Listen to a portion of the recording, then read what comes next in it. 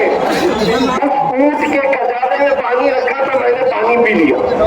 हुजूर फरमा रहे, नबी पाक फरमा रहे, मैंने पानी पिया, इतने में वो ढूंढते हुए वो शख्स जो ऊंट ढूंढने के लिए आया था पहुंच गया।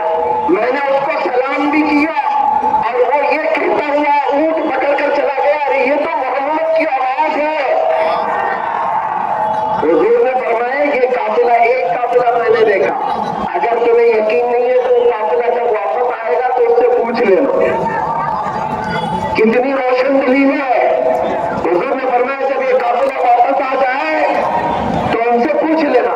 दूसरा काफिला मकाम दीफाजा में मैंने देखा, मक्का का एक काफिला बैतुल मुकद्दस की तरफ जा रहा है, उसमें दो भाई सवार थे और जब मेरी सवारी बुराक वहां से निकली तो उनका ऊंट बिदक गया और दो भाई ऊंट के ऊपर से गिर पड़े।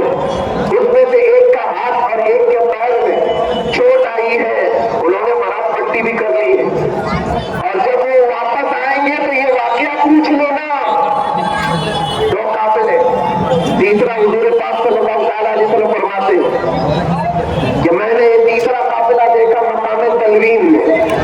मकाम तलवीन में तीसरा काफिला ऐसा था कि उनके आगे दो ऊंट थे, एक सुर्ख धारीदार, एक सियाह धारीदार, और वहीं से ऊंट आगे आगे चल रहे हैं। और ये बात अगर सही नहीं है तो उनके आने के बाद उनसे भी पूछ लेना। अब सुनो मेरे आका के मोजज़े पे मोजज़े।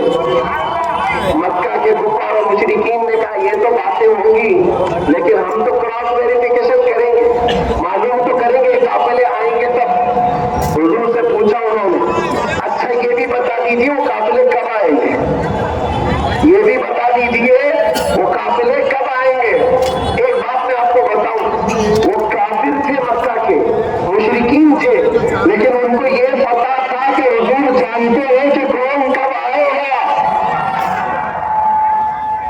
सुनो, हुजूर ने फरमाया पहला काफिला सूरज निकलते ही आ जाएगा, कल सूरज शुरू होते ही पहला काफिला आ जाएगा मक्का में।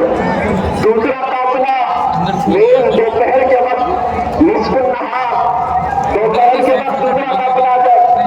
तीसरा काफिला सूरज डूबने से पहले आ जाएगा। इतनी बात ही काफी थी, सारे जमा हो गए, कहा चलो मक्का के किनारे जाकर के इंतजार करते हैं ये काफिले आते भी हैं या नहीं। अगर नहीं आएंगे तो मोहम्मद सल्लल्लाहु अलैहि वसल्लम को झूठा कहना देंगे, झूठा करार देंगे। सब जाकर के जमा हुए, लेकिन जब कुफार और मुशरिकीन चले गए ये देखने के लिए कि काफिले आते हैं या नहीं, तो हुजूर के वो सच्चे आशिक सहाबा भी उनके पीछे चले, क्योंकि जहां गुस्ताख होते हैं वहां आशिक भी होते हैं। जहां गुस्ताख पहुंचते हैं जवाब देने के लिए आशिक भी पहुंचते हैं। सहाबा वहां पर पहुंचे हुए थे, रात भर उन लोगों ने इंतजार किया, सूरज निकलने की तरफ देख रहे थे। वो कुफार और मुशरिकीन काफिला नहीं देख रहे कि काफिला आ रहा है कि नहीं आ रहा है, वो ये देख रहे हैं कि सूरज कब निकलेगा। सूरज निकल पड़ा, इधर सूरज की इशाएं निकली, जैसे ही सूरज चमका कुफार और मुशरिकीन ने आवाज उठाई, ये देखो सूरज निकल गया, सूरज निकल गया। इधर से जो पीछे सहाबा खड़े थे उन्होंने कहा अरे नादानो तुम सिर्फ सूरज देख रहे हो, देखो काफिला भी आ गया। और काफिला मक्का में दाखिल हो रहा था, मक्का में दाखिल हो रहा था। बस थोड़ी देर ये हम बस गए, हुजूर की मेराज की बात चल रही है। आप खामोश रखें, ये फोन उधर तक बंद कर, नीचे कर, आवाज बंद, खड़े रहो खड़े रहो। मुशरिकीन ने पूछा, वो काफिला जब आया तो उस काफिले वालों से पूछा मियां ये तो बताओ जब तुम सफर में थे तो क्या तुम्हारा ऊंट गुम हुआ था। तो लोगों ने कहा ये तो हुआ था लेकिन तुमको कैसे पता, हमारा ऊंट गुम हो गया था तुम्हें कैसे पता। तो इन्होंने पूछा कि कौन बंदा है जो ऊंट तलाश करने के लिए गया था। तो उन्होंने अपने काफिले में से एक आदमी को भेजा, ये आदमी है जो ऊंट ढूंढने के लिए गया था, उसको मक्का वाले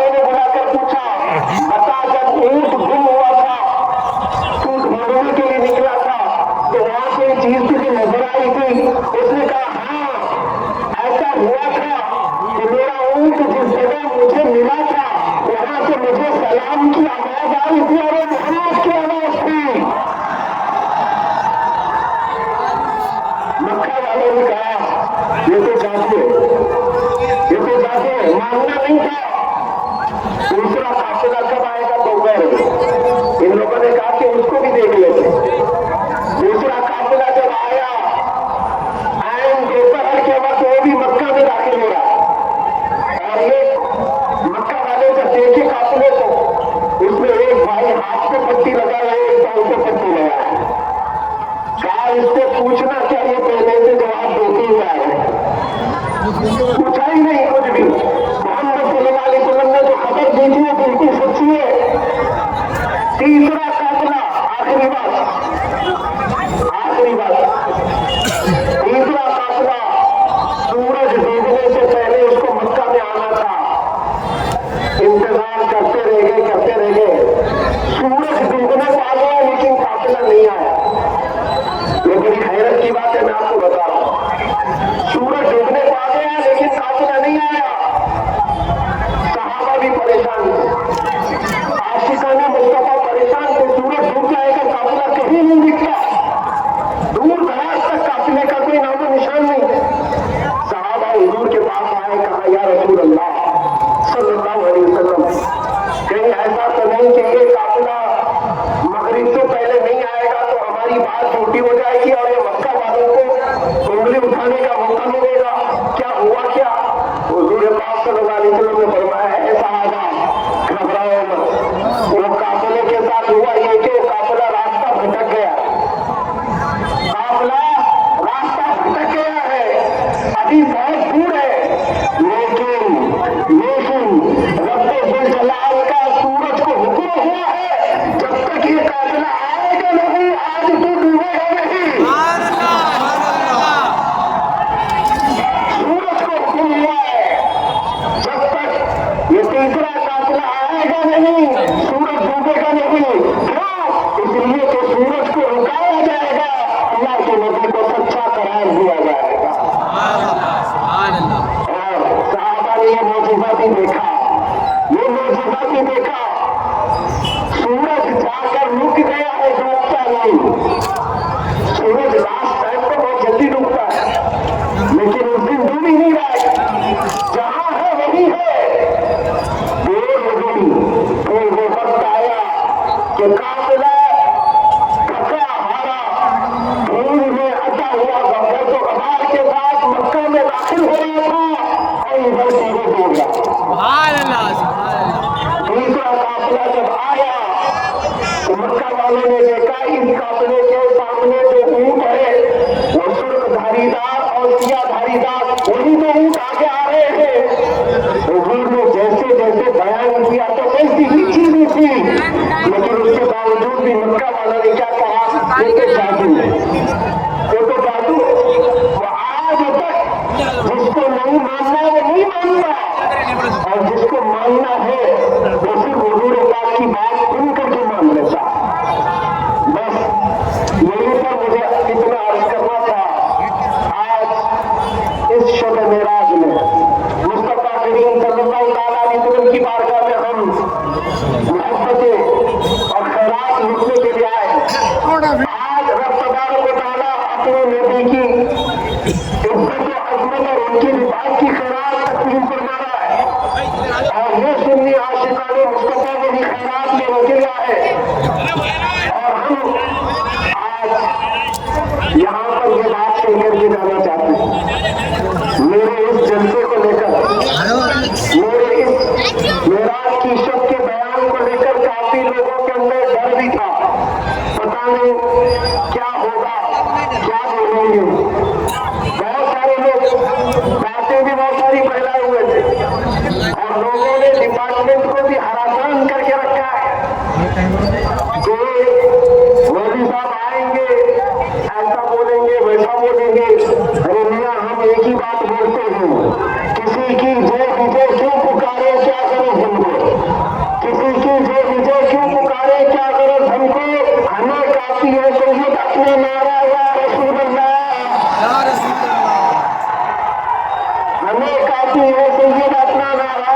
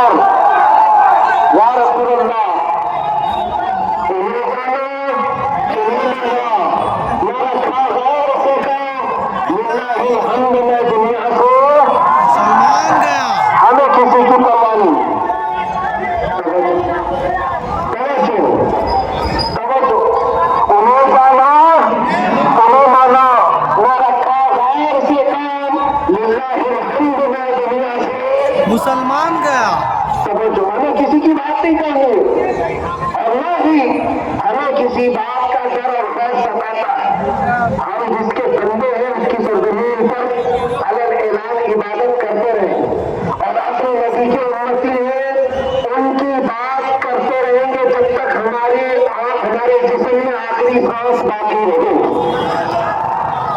हमें इस बात से कोई भी अलग नहीं कर सकता। जो जान मांगो तो जान दे दे, जो माल मांगो तो माल दे दे, मगर ये हमसे कभी ना होगा। नबी का चाहो तो लाएंगे। हमें हमारे बुजुर्गों ने जो सिखाया है वही अमानत आप तक हम मुंतकिल करना चाहते हैं। और सुनो मेरे अजीजों, लोग जैसे हजार आए और आज मैं देख रहा हूं यहाँ सुनने के लिए कम, देखने के लिए ज्यादा आई है। सही बात है कि नहीं? मैं जानता हूं सुनने के लिए तो यूट्यूब से लोग रोज सुनते और सोशल मीडिया पे रोज सुनते, यहाँ देखना चाहते हैं। और ये हैरत की बात है, दुनिया बड़े बड़े सेलिब्रिटी को देखना चाहती है और ये दीवानी उम्मत मुस्तफा के कैदी को देखना चाहती है। क्या फरमाए।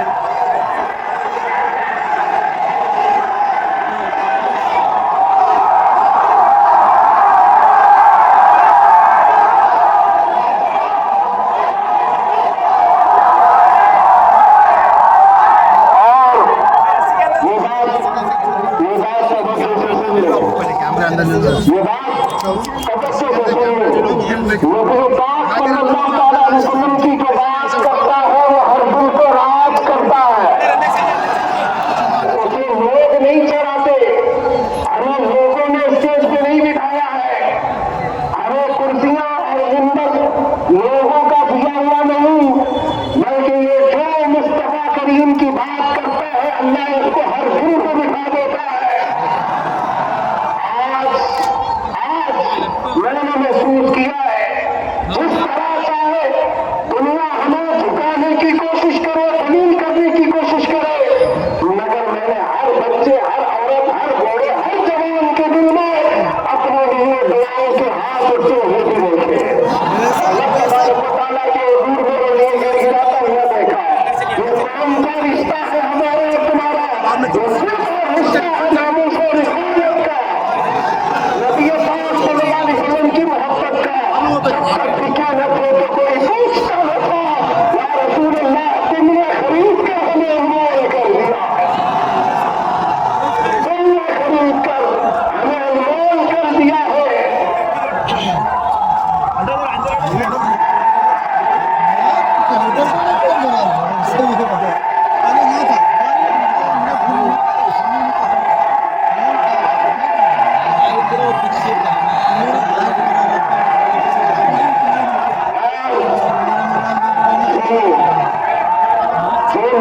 अमल करने वाले लोग परेशान थे, हर जगह से कॉमेडी करते रहे, परेशान करते रहे।